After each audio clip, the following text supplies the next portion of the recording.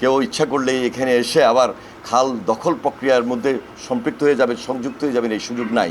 এরপরও কেউ যদি করেন আইনগতভাবে ডিসি সাহেবরা সেটাকে মোকাবেলা করবেন আইন অনুযায়ী। জনগণ আমাদেরকে নির্বাচিত করেছে জনগণের স্বার্থ দেখার জন্য, আমরা জনগণের স্বার্থেই কাজ করছি এবং করবো ইনশাআল্লাহ। যে দীর্ঘদিন খাল খনন কর্মসূচি ছিল না, শহীদ প্রেসিডেন্ট জিয়া রহমান তার জীবদ্দশায় যেভাবে খাল খনন কর্মসূচি হাতে নিয়েছিলেন, এটি ছিল একটা আন্দোলন, এটি ছিল একটা বিপ্লব। আজকে নতুনভাবে তারেক রহমান সেটাকে জাগরণ হিসাবে নতুন আঙ্গিকে শুরু করেছেন বিধায় আজকে আমরা যখন এই খাল খনন প্রক্রিয়াটা নতুনভাবে শুরু করেছি, তাহলে খালটা কার? খালটা ওই ডিপার্টমেন্টের, খালটা সরকারের, খালটা জনগণের, জনস্বার্থে। খাল যেখান দিয়ে প্রবাহিত হচ্ছে সেটা যখন আবার নতুন করে কাটা হবে, তখন এর মধ্যে যারা অবৈধ দখলদার তারা এখান থেকে আস্তে আস্তে সরে যাবেন, চলে যাবেন। কেউ ইচ্ছা করলে এখানে এসে আবার খাল দখল প্রক্রিয়ার মধ্যে সম্পৃক্ত হয়ে যাবেন, সংযুক্ত হয়ে যাবেন, এই সুযোগ নাই। এরপরও কেউ যদি করেন আইনগতভাবে ডিসি সাহেবরা সেটাকে মোকাবেলা করবেন আইন অনুযায়ী, কাগজেই কথা বলবেন।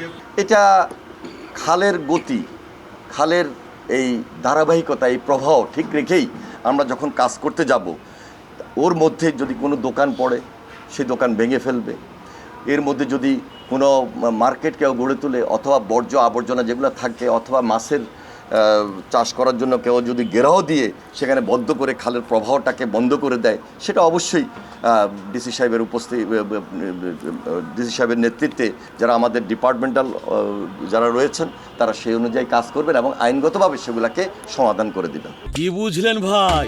অনলি যেটাই চাই। আমি আপনার প্রশ্ন বুঝেছি। এটা একসময় ছিল, 17 বছর এই ধরনের পরিস্থিতি আমরা মোকাবেলা করেছি বিদায় আজকে এই সমস্যা আমাদের সামনে এসে হাজির হয়েছে।